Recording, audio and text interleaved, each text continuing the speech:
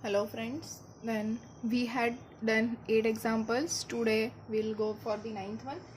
इसमें है we have to solve that tan inverse of square root of x square plus x plus sin inverse of square root of x square plus x plus 1 is equals to pi by 2.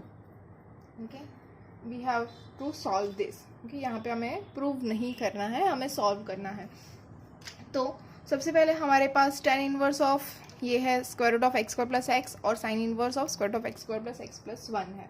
Okay, तो ये fulfil होने के लिए हमारे पास condition है that x square plus x is greater than और equals to 0 and X square plus x plus 1 is less than और इक्वल्स टू 0. सॉरी, ये साइन इनवर्स है तो 0 से 1 के बीच में हो जाएगा ये.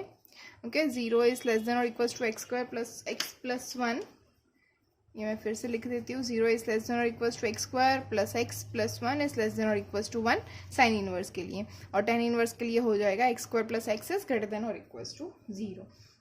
ओके, तो ये दोनों होगा, राइट. एंड है हमारे पास, तो इसको हम ऐसे भी लिख सकते हैं x square plus x is greater than equals to 0 and यहाँ पे अगर मैं x square plus x is less than और इक्वल्स टू ये 1 यहाँ पे चला जाएगा तो ये हो जाएगा 0 1 माइनस 1. क्योंकि यहाँ का हम नहीं लिख रहे, फिर भी अगर लिखना है तो -1 इज लेस देन और equals to x square plus x is less than और इक्वल्स टू 0 हो जाएगा. ओके, तो अगर ये दोनों है हमारे पास, लेस देन और इक्वल्स टू 0 भी है और ग्रेटर देन और इक्वल्स टू 0 भी है, तो इसको मैं लिख सकती हूँ x square plus x equals to 0. There is only one condition which is x square plus x is equals to 0. तो एक्स कॉमन हो जाएगा तो will get x plus 1 equals to 0 कि सभी के आगे देयरफॉर आ जाएगा. So from this we can write x equals to 0 और x equals to -1. Okay, we have two condition, x equals to 0 और x equals to -1. so this is our solution. okay, हमारे पास x के लिए solve करना था. Question था tan inverse of square root of x square plus x plus sine inverse of square root of x square plus x plus 1 equals to pi by 2. Okay, अब tan inverse और ये sine inverse है, इसका जो हमें theta है, we know that by trigonometry function, उसकी हमारे पास कंडीशंस है, बाउंड्रीज है, रेंज है, इन सब के ऊपर से हमें पता है कि ये जो थीटा होगा वो ग्रेटर देन और इक्वल्स टू 0 होगा tan इनवर्स के लिए, और साइन इनवर्स के लिए 0 से 1 के बीच में होगा.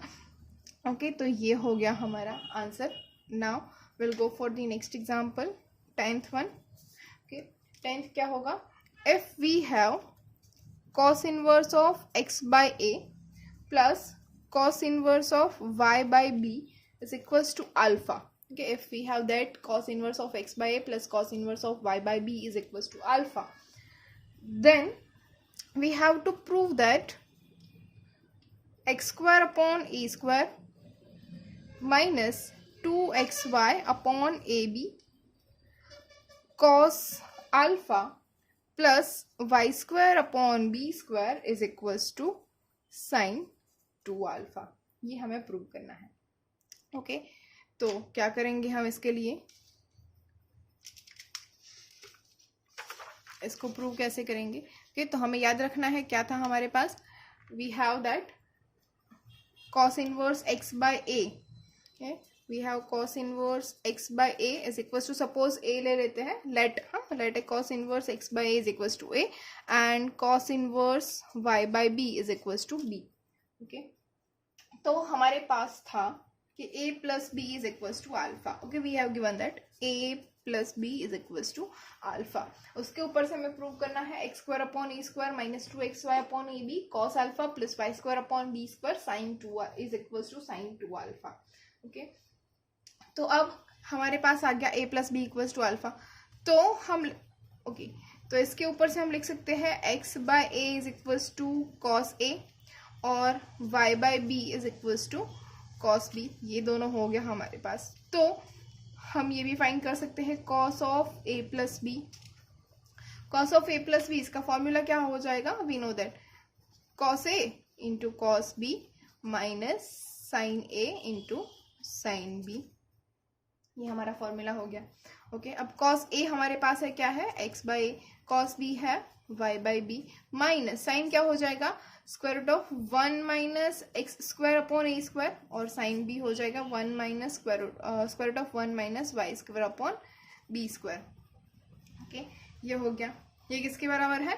Cos a plus b. Okay, तो कॉस ए प्लस बी, और ए प्लस बी हमारे पास क्या है? अल्फा, तो इसको हम लिख सकते हैं कॉस अल्फा, राइट। तो which is equals to cos alpha is equals to x into y upon a b minus square root of 1 minus x square upon a square into 1 square root of 1 minus y square upon b square. Okay, ये हो गया हमारा cos alpha. अब इसको मैं ऐसे भी लिख सकती हूँ x y upon a b minus cos alpha. Cos alpha को यहाँ ले जाती हूँ और ये जो टर्म है इसको यहाँ पे ले आती हूँ, तो हो जाएगा मेरे पास square root of 1 minus x square upon a square into square root of 1 minus y square upon b square. Okay, अब क्या करेंगे? अब अगर मैं दोनों साइड स्क्वायर कर लूँ, ओके, तो अगर मैंने स्क्वायर कर लिया तो ये क्या हो जाएगा? X square y square upon a square b square plus cos square alpha minus 2xy upon a b into cos alpha, ये हो जाएगा हमारे पास इज इक्वल्स टू, अब इन दोनों का अगर मैं मल्टीप्लीकेशन कर दूं स्क्वायर के बाद तो क्या मिलेगा? 1 minus x square upon a square minus y square upon b square plus x square y square upon a square b square. Okay, तो ये टर्म याद रखिएगा। हम अब जाते हैं नेक्स्ट टर्म के लिए।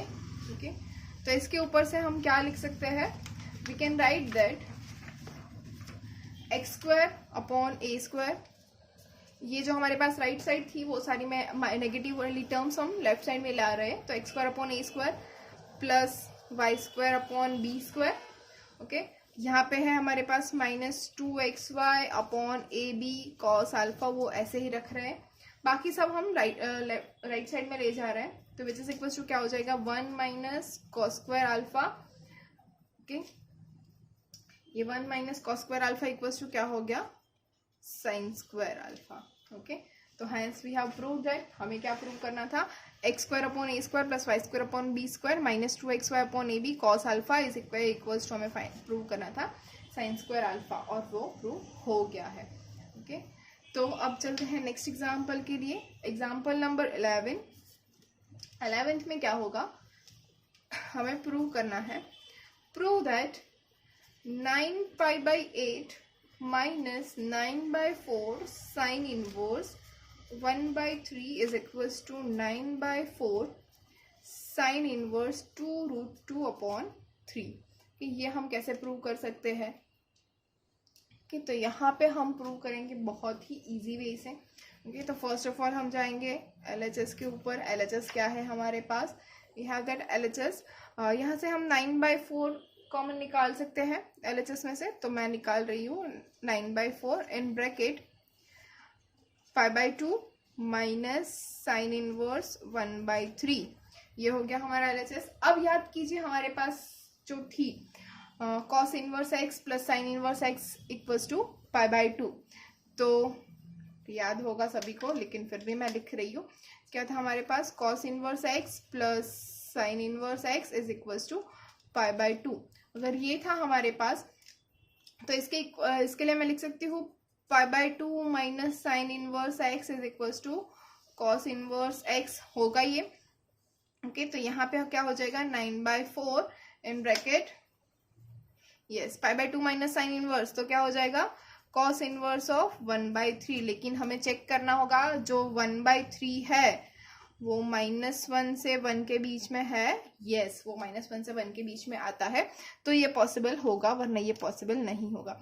तो हमें इनवर्स ट्रिग्नोमेट्री फंक्शन हम जब भी सॉल्व कर रहे हैं तो हमें ये चीज़ सबसे ज़्यादा ध्यान रखनी है कि हमारे पास जो जो कंडीशन सारे फॉर्मूले में दी हुई है वो सारी की सारी कंडीशन यहाँ पे फुलफिल होनी चाहिए। हमें सबसे पहले कंडीशंस के लिए ध्यान रखना है, तो हम यहाँ पे पहले कंडीशंस देखेंगे। तो 1/3 -1 से 1 के बीच में आता है, तो ये हो जाएगा 9/4 कॉस इनवर्स 1/3। अब ये हो गया कॉस इनवर्स 1/3, तो let us suppose that cos inverse 1/3 is equals to theta। Okay, so this implies 1/3 is equals to cos theta. तो फिर से हम वही वाली प्रॉपर्टी में जाएंगे। ये सपोज कर लीजिए थीटा है, ओके, एंगल, तो 1/3 क्या हो जाएगा, ये 1 हो जाएगा, ये 3 हो जाएगा, तो ये क्या हो जाएगा, देखिए 2√2 हो जाएगा, राइट, 2√2 मतलब 2√2 का स्क्वायर क्या हो जाएगा, 8, 8 + 1 9, 9 का स्क्वायर रूट हो जाएगा 3, तो ये हो जाएगा हमारा 2√2। तो इसके ऊपर से मैं लिख सकती हूँ sine theta is equals to 2√2/3। तो इसके ऊपर से मुझे क्या मिलेगा, theta equals to sine inverse of 2√2/3। Okay, तो यहाँ पे मैं लिख सकती हूँ 9/4 sine inverse 2√2/3 which is our RHS। Okay, तो हम LHS के ऊपर से RHS पे आ गए बहुत ही इजी वे में। तो ये थे हमारे इनवर्स ट्रिग्नोमेट्री फंक्शन के सारे example. Hopeful students you all are getting it. Okay, क्या किया हमने, कैसे किया, ये सब कुछ आपको याद रखना होगा, ये आपको याद होगा ही, बहुत ही इजी है। ओके, इसके अंदर आप कहाँ पे सब स्टूडेंट्स मिस्टेक करते हैं वो भी मैं समझा रही हूँ।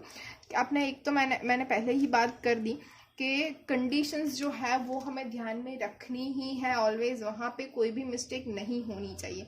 ओके, एक और चीज ध्यान में रखनी है कि sine inverse x is not equals to 1/sin x। ये सारे रेसिप्रोकल फंक्शंस नहीं है। ओके, इक्वल्स टू नहीं होगा, याद रखना है, क्योंकि ये सारे के सारे रेसिप्रोकल फंक्शंस नहीं है, ये सारे इनवर्स फंक्शन है।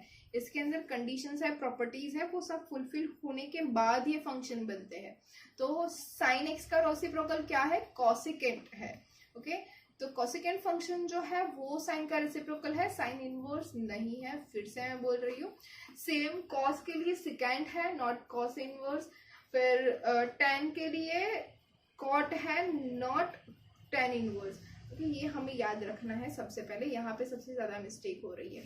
एक और चीज हमें ध्यान में रखनी है कि सपोज हमारे दिया हुआ है sine inverse theta is equals to sine inverse 1। Suppose कोई एग्जांपल हम कर रहे हैं और बीच में ये आ रहा है कि sine inverse theta equals to sine inverse 1, तो यहाँ पे साइन इनवर्स थीटा मतलब साइन इनवर्स कैंसिल नहीं होगा। ओके, ये बिल्कुल ही गलत चीज है। यहाँ पे क्या होगा, दोनों साइड हमें साइन अप्लाई करना है। Sine of sine inverse theta is equals to sine of sine inverse 1। Okay, अब ये जो होगा तब साइन साइन इनवर्स, यहाँ पे हमारी सेकेंड प्रॉपर्टी जो है वो सेकेंड प्रॉपर्टी अप्लाई होगी, और sine of sine inverse theta equals to theta and sine of sine inverse 1 equals to 1। इसके ऊपर से हमें थीटा इक्वल्स टू 1 मिल रहा है, ना कि साइन इनवर्स कैंसिल करके हमें थीटा इक्वल्स टू 1 मिल रहा है। ओके, तो ये भी एक कॉमन मिस्टेक है जो हमें नहीं करनी है।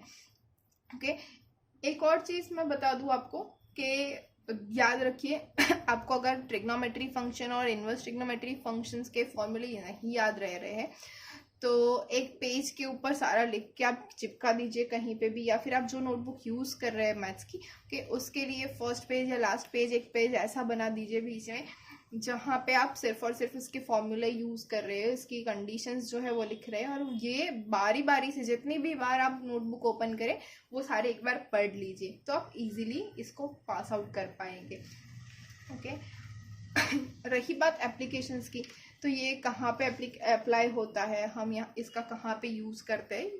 तो एक चीज आपको बोलो, अच्छा सभी को याद होगा लास्ट टाइम जो वो तक्षशिला सूरत के अंदर हुआ था, तक्षशिला में वो आग लग गई थी। ओके, तो फायर डिस्टिंग्विश आ गए थे और सब था। ओके, तो उसके अंदर हम ये फंक्शंस जो ट्रिग्नोमेट्री फंक्शन है, इनवर्स ट्रिग्नोमेट्री फंक्शंस है, उनका यूज करेंगे। जैसे कि सपोज कोई एक ये बिल्डिंग है, ओके, ये हमारे पास एक बिल्डिंग है, ओके, और यहाँ पे कहीं आग लगी हुई है।